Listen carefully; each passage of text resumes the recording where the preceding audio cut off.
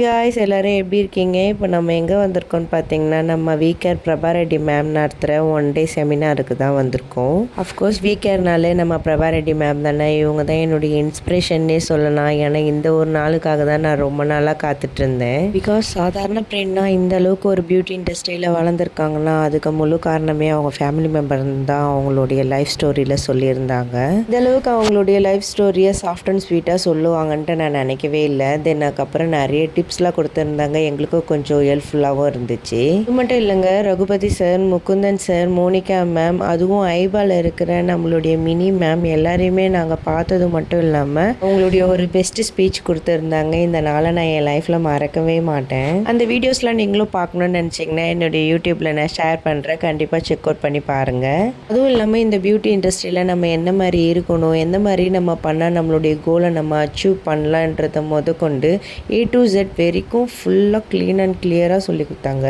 கிட்ட இருந்துன்னா பார்க்க மாட்டோமோ நினச்ச ஒரு பர்சனை இந்த அளவுக்கு கிட்ட பார்ப்பன்ட்டு நான் நினைக்கவே இல்லை. Thank you weaker and thank you Prabha Reddy ma'am.